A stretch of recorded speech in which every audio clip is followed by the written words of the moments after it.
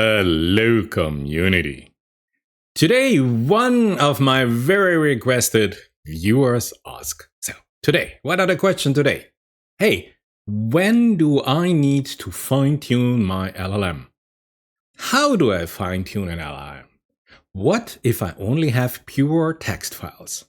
Hey, what is instruction tuning? Should I use it? Hey, can I create some syntactic question and answer dataset for my fine-tuning? Or can I fine-tune my LLM on pure text files? And then, why, when, and how? So, some easy question for artificial intelligence. Let's jump to the solutions. Now, just a word of warning, what I do are general solutions. So, if you ask me, hey, how do I cook rice? I'm gonna tell you, you need rice, water, heat, and time. Is this the only way to prepare rice? No, but it is the easiest solution for beginners. So let's start. What do you need? Well, told you. Rice, water, time, and a little bit of heat. So let's start. At first you take here from Hugging Face a pre-trained LLM. Let's say in English because this is the easiest thing to do. Then you clean the text that you have, your domain-specific text, and you format it. This means you delete all the characters that are not readable, you bring it in some form that's machine readable, you optimize the structure of a text. Then you take your text, that is now a training dataset, supervised training, and you take your pre-trained LLM from Hugging Face, and you start to fine-tune your LLM on your text dataset for a domain-specific knowledge LLM. This is great. Now we have an LLM that has been pre-trained on some general language capabilities that it can talk with you, chat with you. And now we have provided some domain-specific knowledge, let's say physics. And then if you want to create here a particular LLM, you do some fine-tuning that is based on some instruction that you would like to generate. Now you can take your text and you create syntactic instruction-based fine-tuning datasets on your domain, and then you fine-tune this. So you see, everything is fine-tuning your LLM for, and we start with one specific task. This is it. As simple as could be. How to cook rice? These are the 4 steps. How to pre-train an LLM? These are the 4 steps. Great. Now, of course, immediately I receive questions. What is the perfect size of an LLM? Well, it's easy. If you take a 7 billion free trainable parameter model, you have a Vespa. If you take a 13 billion free trainable parameter, you have a Cinquecento. If you take a 34B Llama 2 model, for example, you have this kind of car. And if you go here with the big boys like GPT-4 or BART, well, you might have a real nice Ferrari. However, this is for a narrow domain. Sometimes it is better that you have something like this, where you have a multi-domain. So in a bus, you can put in everything from physics, chemistry, astronomy, biology, bioastronomy, whatever you like to know. So this is the vehicle you have to choose. Now, for price and cost reason, I would say you start here with a 7 billion trainable parameter. You get an idea, you get a feeling, you do your first fine-tuning, and it is not too expensive. If you succeed at this level, hey, all the other levels are open to you. So let's do this. So here we go. We have BART on the left side and GPT-4 on the right side. And the first prompt is, hey, when should I fine-tune my LLM? What data do I need? What if I have long text files on a domain? You see, BART is ready and tells you, hey, you should fine-tune when you want to improve the performance of a specific task or domain. You need to fine-tune LLM, depends on the task domain you want to improve. You need a data set of text. If you only have long text files on a domain, you can still fine-tune your LLM. However, you need to pre-process the data first, split it into smaller chunks. When the data is pre-processed, you can fine-tune your LLM using a supervised learning approach, a set of labeled examples where each example consists of input text and a desired output text. So jumps directly into instruction tuning. The more data you have, the better. The more time you train, the more complex it is. Great. So this is the first answer by Bart. And as you can see, GPT-4 is still typing. GPT-4 is now finished. Yeah, so let's compare this now to GPT-4. What does GPT-4 say here? And we go. Fine-tuning an LLM. Okay, reasons to fine-tune. We go with domain specialization. Domain of interest, jargon concepts, yes. Data novelty. Based on GPT-4, it has a knowledge cutoff in 2021. But we know this, so let's go. Quality over quantity. Large amount of data can be beneficial. Ensure that the domain has free of errors. The data can be structured, question and answer pairs, or unstructured, long text files. The structure depends on the desired behavior. For instance, Q&A pairs can be used if you want the model to be better at answering questions in your domain. If you only have long text files, you may need to chunk them up in smaller segments. Yes, of course. It's not always necessary, but there's a specific behavior you want. You might consider annotating part of your text or creating a structured format of it. Okay? Attention. Utilize the attention mechanisms. We know the self-attention. The critical information is placed in a way that the model can attend to it when generated response. Okay. Fine-tuning can be computationally intensive. We know this. You need the computational resources, you have overfitting, you have evaluation. And yes, fine-tuning an LLM is essential a continuation of its initial training. This is great. So I think GPT-4 is much better in explaining what goes on, telling me data can be structured in pairs or unstructured in long text files. The structure depends on the desired behavior. Okay, so let's see. And I say, hey, can I fine-tune my LLM for a specific pre-trained LLM on a huge text file for the LLM to learn a specific domain knowledge? And the same I input in Bart, and Bart is already ready, and Bart tells me, yes, you can fine-tune your pre-trained LLM on a huge text file for the LLM to learn a specific domain knowledge. Isn't this great? And GPT-4 starts to type. Yes, it's typing, chunking the data interpretation, sequencing, formatting, training procedures, learning rate and epochs. Important to use a smaller learning rate. Hey, what's happening? If you use training from scratch and avoid catastrophic forgetting of the pre-trained knowledge, the number of epochs or duration will depend on the size of your dataset and how specialized you want the LLM to become. Monitor the model's performance on a validation set to avoid overfitting. So it gives us already some detailed warning what we have to watch out for. We have validation and evaluation consideration. If your domain is particularly nuanced, theoretical physics, make sure the chunks or sequences you fed into the LLM retain necessary context. Focus on a specific domain. There's a risk of the model becoming too specialized and losing some of its general abilities. So by fine-tuning your LLM on a large text from a specific domain, you make the model more adept at understanding and generating content related to that particular domain, making it a valuable tool for experts. And on Bart, you clean the text, you label the text. Yes, again, we have the labeling of the text, and you fine-tune the model. Not so precise. Some additional tips.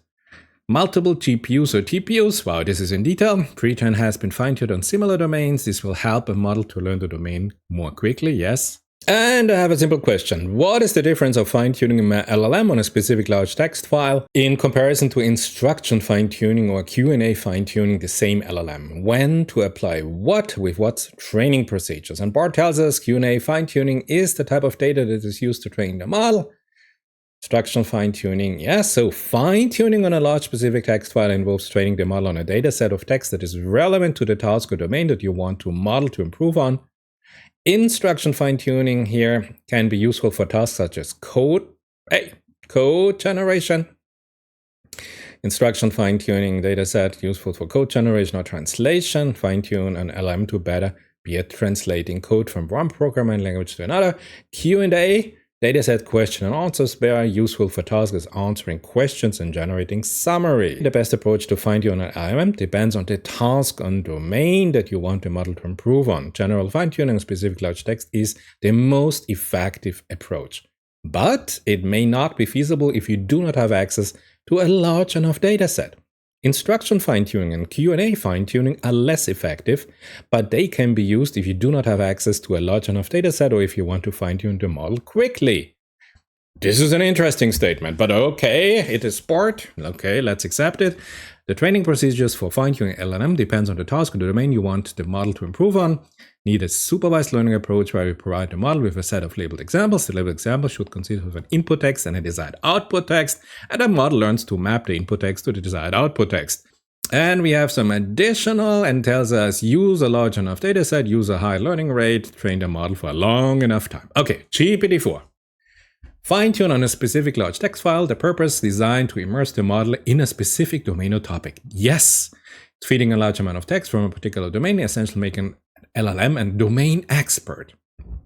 Chunk it up, train it. Beautiful. When to apply it? Need the model to deeply understand a broad domain or topic, such as physics. Yeah. Instruction fine-tuning. Here you train the model to respond to a specific prompt.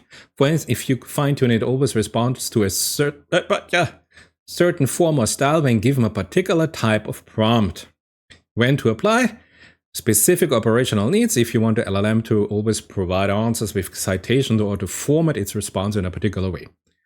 Okay, now Q&A fine-tuning.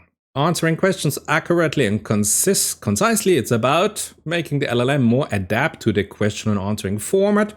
Prepare a data set consisting of question and answer pairs, domain-specific or general. Primary case involves querying the LLM for information or explanation. It is especially useful when you want concise and direct answers rather than expensive or narrative-style responses. Great! Guidelines. Understand your goal. Clearly define what you want the model to achieve. If you want deep domain knowledge, go with the large text approach. For specific behavior or formats, consider instruction fine-tuning. For a Q&A expert, go with Q&A fine-tuning. Yeah. If you don't have Q&A pairs but have a comprehensive textbook on a subject, the choice becomes clear. Of course, you do evaluation. Fine-tuning isn't always a one-shot approach. Depending on the result, you might need to adjust your approach, your data, your training parameters, and you fine-tune it again. Trial and error. If you want a model to simulate a domain expertise like a college from CERN or astrophysics expert, immersing it in domain-specific text is crucial. If you want to act as a Q&A system for domain-specific queries, then Q&A fine-tuning would be more appropriate.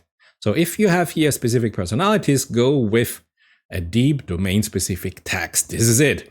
Q&A, of course, you have a domain-specific query answer system that you have to generate, or maybe you have to write as a human being.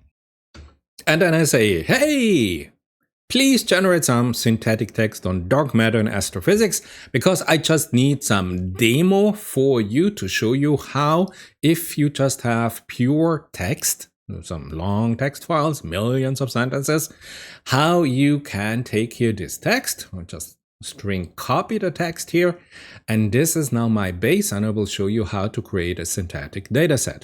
So I tell you, hey, create 10 elements for a synthetic instruction fine-tuning dataset exclusively based on the text that I provide you now. I insert here this generated text from BART. And yeah, just copy everything for both systems that they have the same prompt. And now I say, BART, go. And you're not gonna believe it, we also gonna do the same here on GPT-4. So both systems start to operate. GPT-4 is starting to type and BART is already finished, if you can see this. But let's have a look here at the comparison. Interesting, look at BART. BART just gives us instruction. So this is not a complete data set. This is just one half of the data set. Make sure instructions are clear and concise. Yeah, but I say, hey, no, this is not it. And I say, hey, BART, create a data set for me from the given text with an instruction and an expected response. Not just print out instruction without explanations. Hey, come on, Bart, you can do better. Yeah, you see, you have to poke Bart a little bit. So we have instruction, write a paragraph about dark matter, explaining what it is and how it's studied, and then we have the answer that we need for the training data set. Look, it is quite similar to the answer GPT-4 gives us immediately without another response. Bart, do better next time. Property of dark matter, yeah. Gravitational lensing, okay. So we created here an instruction-based syntactic data set where we give the instruction, explain, state the importance, describe this, do this, and we have it here again, gravitational lensing. Yeah, GPT-4 also has gravitational lensing. This looks good to me. But hey, what happens here? Write a dialogue between two scientists about discussing dark matter? No, you see here in GPT-4, everything, studying dark matter in astrophysics, yes. Distribution of dark matter in the universe, yes. Bart, what? Write a poem about dark matter? Are you nuts? We're in physics. This is not here a general purpose demonstration. Write a song about dark matter? Okay, Bart is off the rails. A blog post, a creative story? Hey, I'm not just a normal user. I'm a theoretical physicist, so please. Look, GPT-4 is so nice, and you know why? Because I put this here in the system prompt of GPT-4 with my personal instruction. Okay, I see what happened. GPT-4 is really on the physical side. Yes, yippee. Explain the overarching goal of understanding dark matter. This synthetic dataset can serve as a foundation for instruction-based fine-tuning, allowing the model to respond precisely and concisely to similar instruction in the future. This is exactly what I want. And now we go to GPT-4, we activate here, data analysis, okay. So GPT-4 code interpreter. Show me a code how to call LLM from Hugging Face specialized for instruction fine-tuning, and show me how to code the instruction fine-tuning. Code interpreter comes back, call an LLM, pip install transformer library, then we install some GPT-2. Okay, let's go with GPT-2. Then we have instruction-based fine-tuning, a dataset, translate, tokenize the data, convert both the instruction and the output into tokens. Yes, fine-tuning loop, here we have it. Atom optimizer, hyperparameter, the number of epochs, the learning rate, the warm-up step, the total steps. We have the optimizer, we have the scheduler, yeah, this is nice, and then we have the training loop. Model.train for epochs in range, for batch, data loader, inputs, batch, output, loss, backward propagation, optimizer step, scheduler step. Great, fine-tune the model. Instruction, input ideas, output, model, generate the input ideas, decoded output, tokenizer, decode. This is the basic outline of instruction-based fine-tuning. Yes. And you might say, hey, can we choose another LLM, like the new Llama 2 model? Can you show me the code? And code interpreter comes back, certainly.